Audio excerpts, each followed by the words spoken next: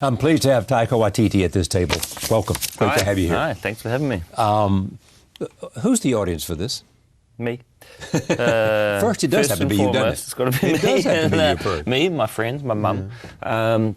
Is it boys, girls? Is it young? You know, I'm promoting teenagers? this film. I'm promoting this film here, but really, I feel it is for everyone. You know, there is when I was going to make this film, a friend of mine said, you know, you're like a 6-year-old, Taika. Yeah. So you know, and from what I can gather with this film, it's like they've asked a bunch of 6-year-olds what they want in a movie, and then they've given them $180 million to make it. And it really is. It they feels gave you like 180 to make this. This thing is just got. I mean, it's fun, and you know, and audiences everywhere just smiling, and when they leave the cinema, which is something I don't think I really see that often anymore. People coming out of the cinema smiling. You give them an escape. An escape. And personally, I feel like we need a bit of escapism at the moment, and I'm happy to provide it. Well, good for you. What's the genius, you think, of all these Marvel comic characters? Is it just that? These are people who are so larger than life, and they take you to another world, and therefore you escape from whatever it is that might be troubling you. Yeah, but also I think that they're very relatable. You know, they have to have human characters. They have to. You know, Thor is. I mean, essentially, he's a rich kid from outer space. You know, who just wants to be loved. And, you know, wants to be like. We're all rich kids who want to be loved. And the Hulk is, you know, it's kind of like this bipolar disorder that you know can't control, and you know, I love the theme of Hulk. You know, it's just an age-old idea of wrestling with these two beings within you. And I mean, there is really something. If we look at every character, they probably dress ridiculously, but you know, there is something relatable. Have you wanted to make one of these films? No, no, it was never my dream. Also, it was never my dream to be a filmmaker. That was something I fell into. Well, my background's painting and photography and visual art, graphic stuff, really, and so I kind of fell into this after making some short films, and they did very well, and I was encouraged more than So what happened to the art? Well, I actually realised I got to address it in in a rectangle. And so now I can satisfy that side of myself compositionally anyway in the frame. You live in New Zealand? I live between New Zealand and Los Angeles. In Los Angeles, Los Angeles is a city in America. Yes, in New Zealand. Where people like myself is a country in Asia. New Zealand is a suburb of Australia. Yes, really, is it? That's not the way the New Zealanders feel about it, is it? It's not, I know. Treacherous comment that was on my part. So, you know, when you began to direct films, I mean, did you have a real sense that all this other stuff really had contributed? You had a visual acuity, you had a sense of color, you had a sense of... Yeah, I do feel that. I had, you know, spent a long time growing up in theatre and writing plays, directing plays for myself and with my friends, and so I think like all of the things, and been in different various bands and played music and you know, performed, and I feel like all of those various things were all kind of training me, really, you know, to make movies for this thing, which is a combination of all those things I love. Do you have certain kinds of films that you want to get to? I mean, now that you're on this success track, you know, that you now have the freedom to do pretty much anything you want to do. Pretty much. Yeah, pretty much. I'd like to go back and do some of my smaller films. Really? Because I still think they're pretty good. You mean do them, meaning what? The scripts that I've written. Right, that you never made, but you'd like to make. Yeah. There's a couple of other ones that I've written, and I quite enjoy my films. I think they're all right. And I'd like to come back and do some more of these Hollywood things like this.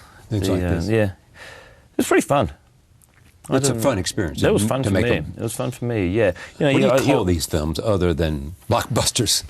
Toy commercials. Yeah, toy commercials. Right.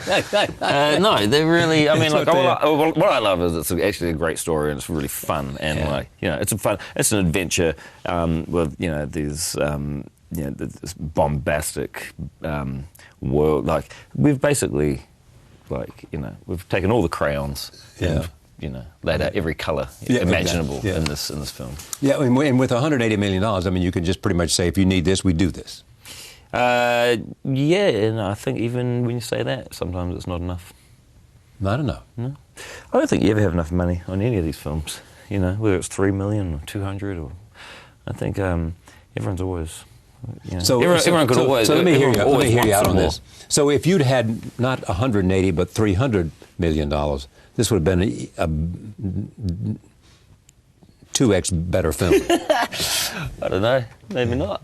Maybe too much money spoils it. Well, yeah. That would be the alternative. I mean, I just alternative idea. The thing is, like you ask, you know, most directors, it doesn't really matter the budget. The thing that you're always struggling for and that you always want is more time.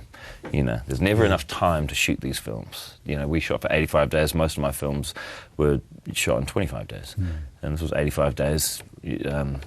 And still, I was struggling. You know, it's like I need more time. You know. Where's the great joy for you? Is it shooting? Is it shooting? Yep. More shooting than editing. I don't enjoy editing. Is that right? No. Well, you're stuck in you know, a dark room with one person, much like this. Yeah, but that's where you imagine you and I in one dark room for a year. Yeah. Yes, I know. And no one else. But you have all the power. You know, you sit there and you choose. Yeah, you sit there and you choose. Cut here. Change this. Yeah. Do this. Put this song in. Put this song in. You know. I love being around. I don't want that take, not that take. That's pretty much it. That's it. Yeah. Deconstructed directing. Right. I really love being on set because I love interacting with a group. I like having a family feel on my sets, and I love the creating like a village and being the master of that village. Yeah, there you go. You know, it's that complex, Yeah. power complex. It's not enough just to control one person in a dark room. I like to control many people, many environments, Charlie. That's what you should make your biography. There you go. What's the state of the New Zealand film industry today? Well, I think it's doing quite well. We've got a thriving industry for our population. Yeah. We make about I don't know, maybe eight films a year on average. I'd say 2 of those are pretty good.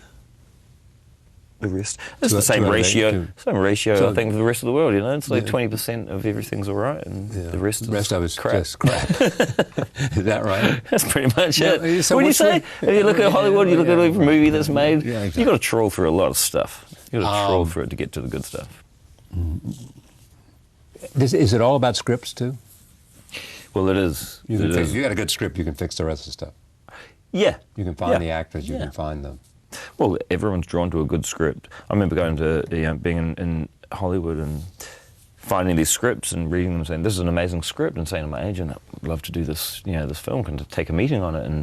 And they'd say, "Yeah, sure. You're number 25 on the list to take a meeting." So people, artists and actors and directors, they know when there's a good script and they all want to do it. In other words, if it's good, everybody. If it's good. It's the yeah. You don't stumble across you're drawn to the flame. Yeah. And when you take a meeting, you go in and try to convince them, whoever owns the property or the studio who's going to finance it, that I have the best idea and I can bring together the highest convergence of talent and creativity. Well, with this film, there wasn't really a story when I went into pitch, so I wasn't really pitching on an idea so much. I was pitching on tone and the kind of film. Give me the pitch. There was no pitch. There was no pitch. I cobbled together some images from different films and put them to music, and that was sort of just to show, like, hey, it could be like this. I do have an idea, but there is no story. I think the pitching process really is just, you suss each other out and see whether or not you could bear to work together for 2 years. That's what it is. This is it. This is a pitch, and I think this pitch is going really well, Charlie, because I feel like I like you, and then we could be mates. We could do that. Yes, we could. We could maybe make something. I could hang out with you for 2 years. Yeah, exactly right. But look at the actors you've got here. Chris Hemsworth. There you go. There's star appeal right there, man. Yeah. Tom Hiddleston. For God's sakes. You got them all here. Let's take a look at this. This is a scene between those two right here, meeting their sister played by Kate Blanchett. My God. You couldn't miss with this. You could not have made a bad movie. You couldn't. You couldn't screw this up. Well, here it is. Roll tape. I'm Thor, son of Odin. Really? You don't look like him. Perhaps we can come to an arrangement. You sound like him. Neil. Beg your pardon.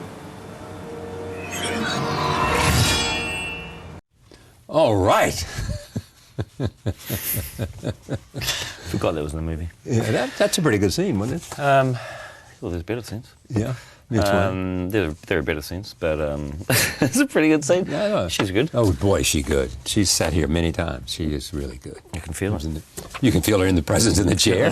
Yes, I know she's been here. Yes, she is. But you do know what movie you're going to make next? Yeah, I mean, I'm one of the things I'm doing is a stop motion. I'm doing that. I've got one of my own scripts I would like to do in Europe.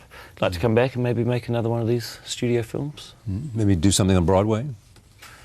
Yeah, I'd do something on Broadway. You do that? Off.